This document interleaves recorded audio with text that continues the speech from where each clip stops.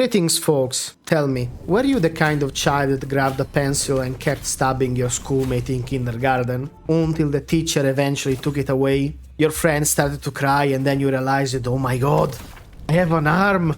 I have gravity. I can actually fling that crayon so hard it will hit Miss Godzilla square in the eyes. Well, I hope you're ready to embrace your inner violent self, my friend. Because let me introduce you to my Red Death Sanguine Sting Archer. Pasta, this is not a stealth archer, why should I play this? Well, first of all, this is not Skyrim, Grandpa. Second of all, we can still sneak and eat stuff from stealth. But our main source of damage, however, will come from the stack of Red Death, being increased by our bleed. A special thanks to Dylan Moore 8125 for telling me this. If you enjoyed this guide, please leave a like and maybe subscribe for more RPG gaming content. In the description you will also find a link to Map Genie where you will find most locations of every item in the game. This build is based around inflicting as many stacks of damage over time as possible, melting enemies along the way. You don't need super expensive plus 30 arrows that cost you 250 gold each. Hell no, all recorded gameplay is in veteran difficulty. In this video I will go through my stats, perks, and my endgame gear, and there is gonna be a leveling section where you can see how I got everything up and running. Okay, let's look first at our attributes. On this setup we have a minimum requirement of 8 strength, 15 endurance, 8 dexterity, but we want to invest in dexterity for spirituality, and then 8 perception. You can move around stats how you like as long as you meet this requirement, otherwise you will need to change pieces of gear. Okay, let's look at our skill tree. In strength there is nothing. In endurance, get this one super late when you're able to manage your stamina. This is not something you should take in Act 2 or 1. First blood, it's a 30% damage increase that will be up on you most of the time, even when you draw your bow. First blood doesn't decay immediately, so you still have the 30% increase. However, if you are too slow to shoot your arrows, first blood might fall off, so you need to be fast. Dexterity is our main tree.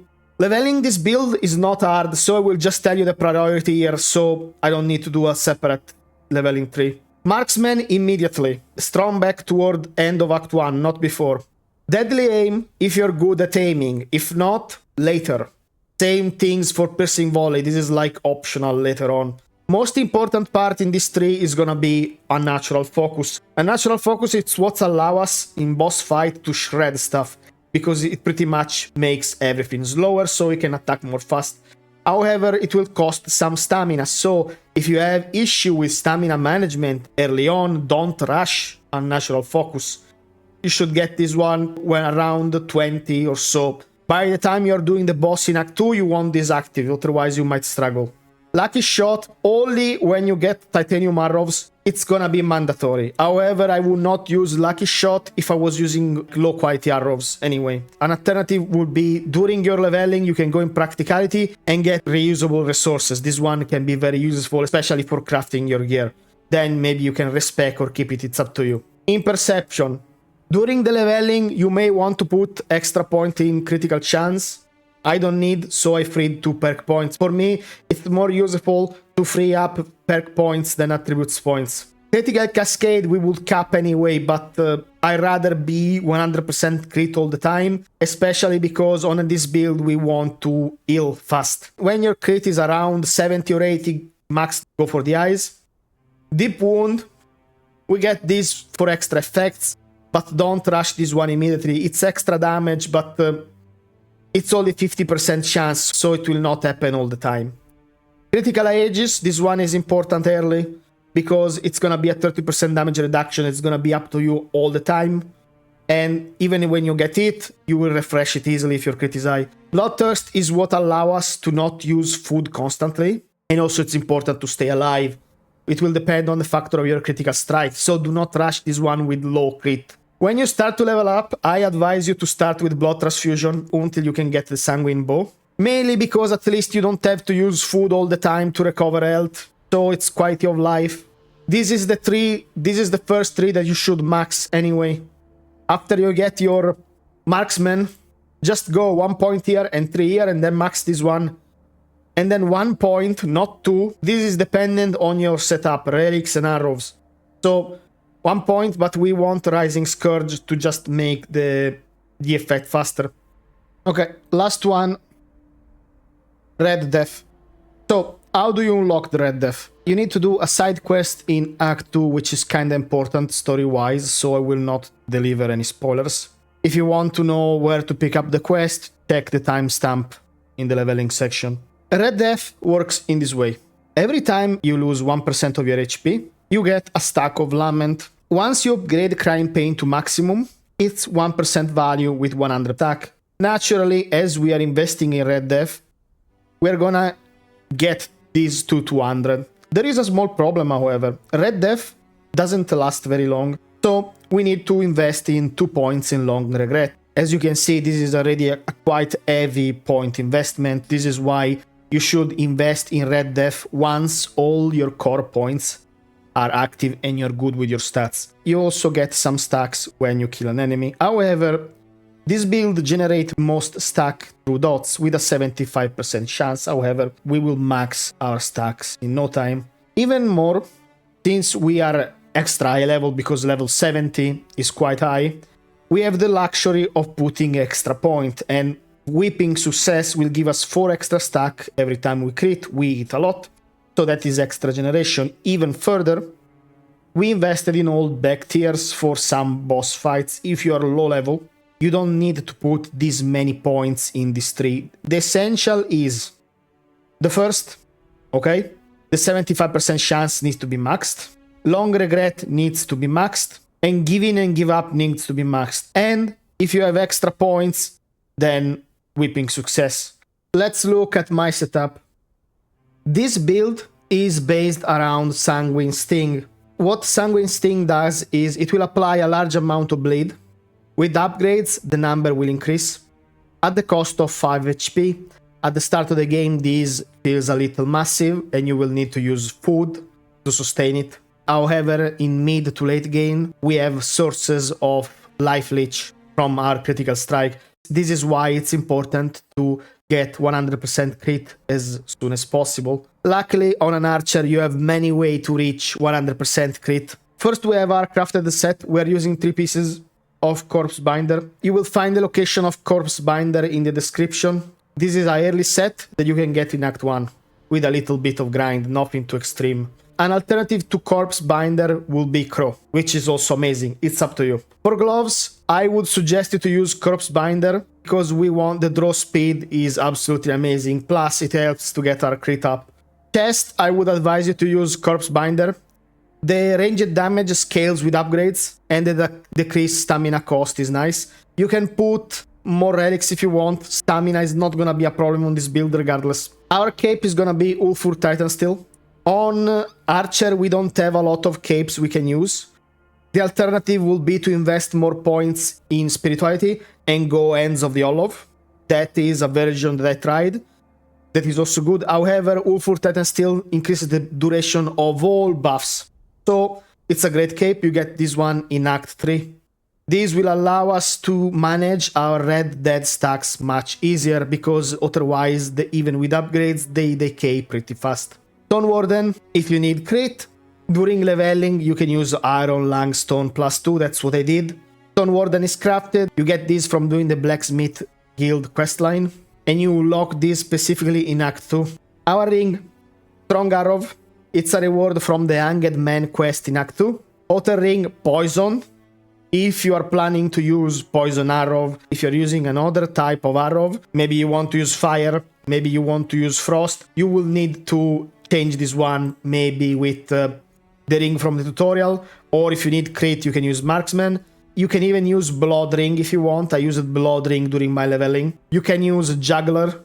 This one is also from Act 1, so that is mainly up to you. For our pants, Garbs of the Olive Sun.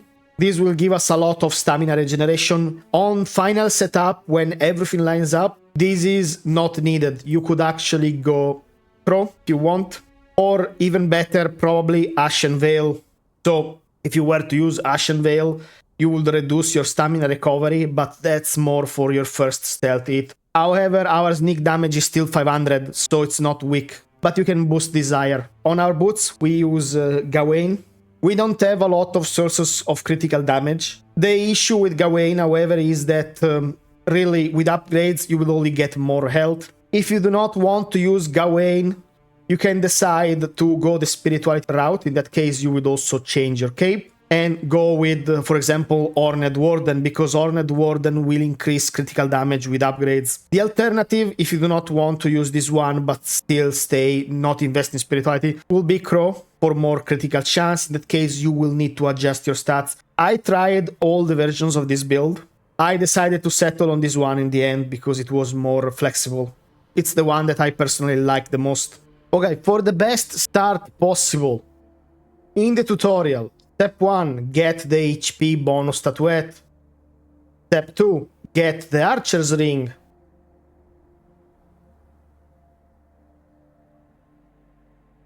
Step 3, get the physical damage amulet.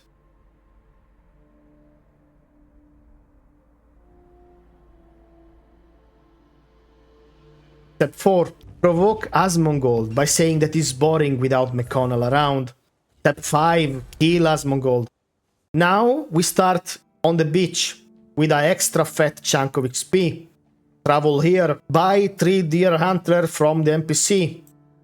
Go to the deer shrine here, trade those deer antlers for some speed bonus. And for the rest, I don't care, because naked with blood transfusion, you can kill most of the bounties already. Like, that's how powerful blood transfusion is.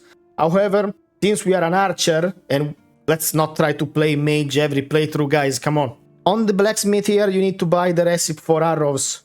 On the hunter here, look at where my mouse is circling. You can buy the refined leather from bears and the other elemental arrows. Before you go through the section of the timestamp where to get stuff, I'm gonna tell you some things you need to do in every act, because those are mandatory and some people miss them.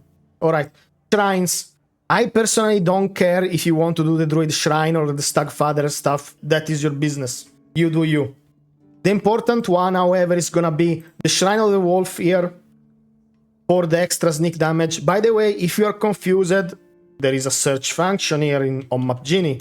So you do wolf, and then before you leave the act, you want to do the shrine of the bear for the physical damage. Do not skip this one. Also, before you leave, there are 2 things that you need to do in Act 1. One is gonna be Vidar. You want to start the Morian questline if you plan to use pieces of the Crow set. It needs to be done through all the acts. Without going into spoiler, you will meet a nicely lovely lady. You need to simp for her, so just do that. And then there is gonna be something you need to buy, and it's gonna be the crushed pilgrim bone. This is not gonna be cheap, but you should have enough gold, and that's gonna be a plus point attribute. Otherwise, you will have less points than other people, and you ask, oh my god, why am I weak? But I'm not done yet. If you want some extra gear before you make your crafted set, location will be shown later, you can do the questline for the jeweler, from the jeweler, and unlock Ellis. Ellis has a copy of most rings. That's useful knowledge for anybody that plays this game. Traveler's best friend is a very respectful amulet to buy. To do this, you will need to do a questline. Oh, where do I start the questline? Well, good thing that Map Genie is here with all that information. I don't want to tell spoilers for people that don't want to know. Let's talk about items. These are gonna be the items that you can use if you don't want to use blood transfusion at the start. Because some people are like, but Pasta, I want to play Archer, let me play Archer. Okay, amazing. Here, Camouflage Net, 10% critical chance. It's amazing. Otherwise, if you were using blood transfusion, you could kill this guy immediately. Dual Knight Cape from Abigor is one of the most annoying mobs to fight in melee because he reflects damage. I wish I could make an Abigor build, but unfortunately, if I try to play as Abigor in this game, the retaliate damage they inflict is already pre-mitigated. So, as you can tell, my Knight build didn't work out, and that's why it's not on the channel. Another item you want to get is the Hunting Veil. It requires a little bit of park tour here. You need to jump here and then here, if you're in Sunken Village, which is an amazing place to farm both frost and fire arrows, materials, as well as bones that you will need to craft your set. It's gonna be the Archer's Quick and Gloves. This is a basic item that is amazing. Of course, the crafted version is 5 times better, but Hunting Jacket, you can run, avoid the bounty, and get this one as well if you want. That one is useful before we get to our craft. Hunting trousers as well, you can get them if you want. In Act 2, there are important things you need to do. Crockmo, 20% critical damage, mandatory. Bugane, get this one early. You should have a tooth by now, and plus there are Bugane around in this area. Shrine of the Deer, 10 stamina, get it. In the merchants, Filth, Pilgrim Bone you need to buy. Boxy as a 1 skill point that you can buy as well. So you do that. There are also some items here that you can get. Marksman treasure drops from one of the bounty. You can use these early on to get some extra stats. Strong Arrow is part of the quest line that starts for the Hanged Man. There is also an extra point that you can get in the Red Dead Fortress by trading HP. And that is pretty much the thing you should do with leveling. I'm leaving you with a timestamp that will tell you where to get everything up. Remember that when you craft your stuff, you can increase the chances of success of craft by spending extra material. The best way to do this, especially early on, spend leather. You can farm leather super easy and then use that one to make sure that your gear comes up +2. This way you save money and refining stones. If you enjoyed this video, leave a like and subscribe for more content, and have a good one. See you!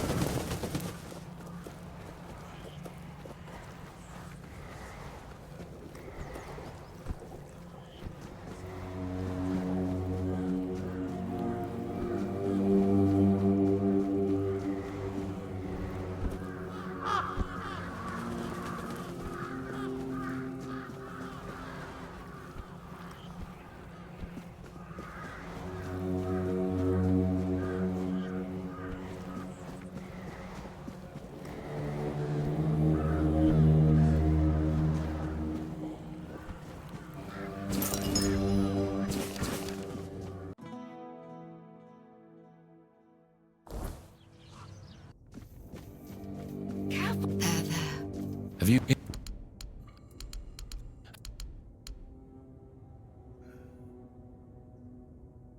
Now...